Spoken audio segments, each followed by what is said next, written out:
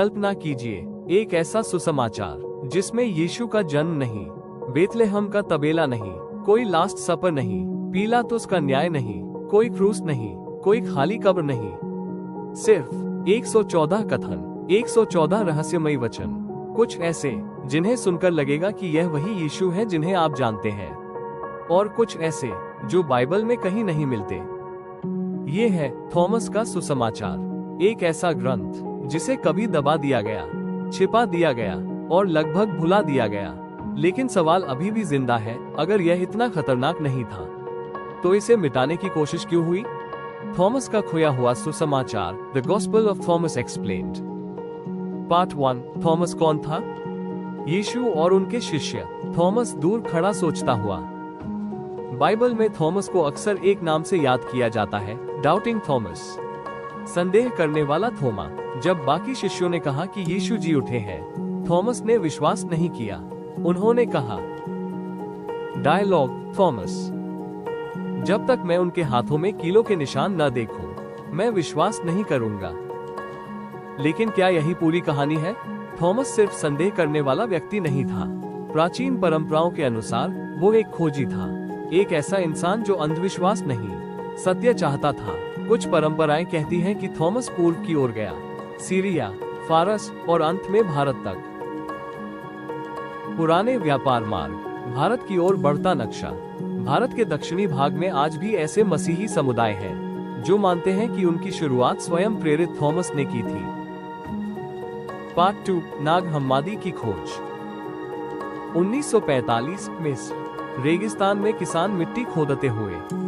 सन 1945 मिस्र के नाग हम्मादी क्षेत्र में कुछ किसान खाद के लिए मिट्टी खोद रहे थे। तभी उन्हें एक बड़ा सीलबंद मटका मिला।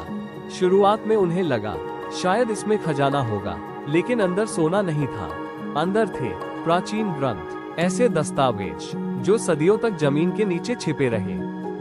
इन्हीं ग्रंथों में मिला द गॉस्पेल ऑफ थॉमस। यह कोई कहानी नहीं थी, कोई जीवनी नहीं, कोई क्रूस की कथा नहीं, सिर्फ वचन, यीशु के कथन। पार्ट 3। ये सुसमाचार अलग क्यों है?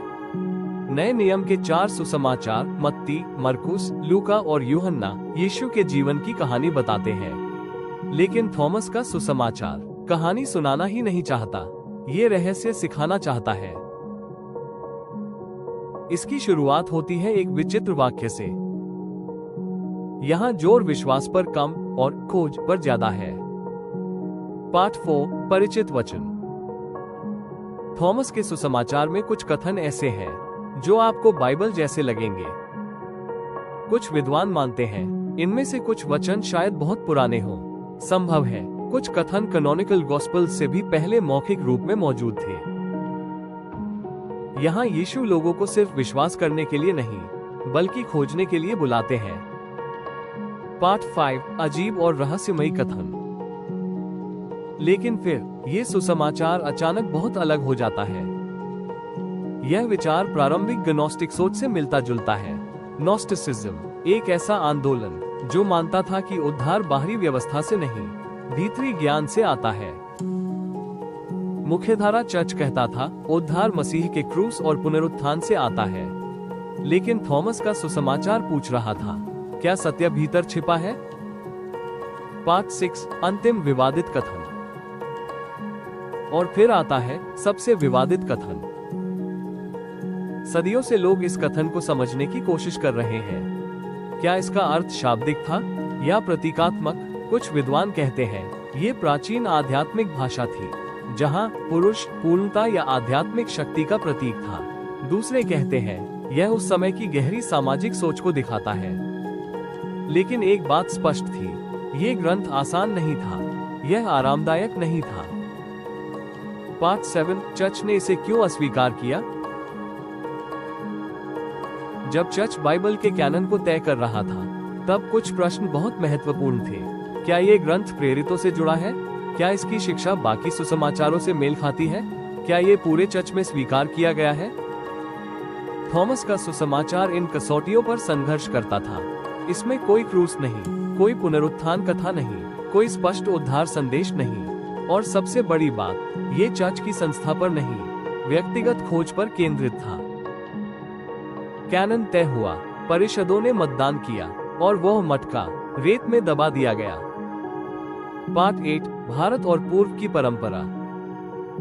जब पश्चिमी चर्च रोम की ओर बढ़ रहा था, थॉमस की परंपराएं पूर्व की ओर बढ़ रही थी। सीरिया, फारस, भारत, यहाँ मसीही विश्वास ने अलग रूप लिया, अधिक रहस्यवादी, अधिक पूर्वी। फाइनल पार्ट, क्या प्रश्न अभी भी जीवित है? शायद सबसे महत्वपूर्ण बात यह नहीं कि थॉमस का सुसमाचार सही था या गलत, बल्कि यह कि वो कौन सा प्रश्न पूछ रहा था। क्या सत्य सिर्फ दिया जाता है या उसे खोजा भी जाता है? क्या विश्वास सिर्फ परंपरा है या एक यात्रा? रेत के नीचे दबा वो मटका सदियों तक चुप रहा, लेकिन उसके अंदर लिखे शब्द मर नहीं पाए, क्योंकि कुछ प्रश्न दफन नहीं होते। अगर आपको ये डॉक्यूमेंट्री पसंद आए तो वीडियो को लाइक करें, चैनल सब्सक्राइब करें और कमेंट में लिखें, क्या गॉस्पेल ऑफ थॉमस को बाइबल में होना चाहिए था?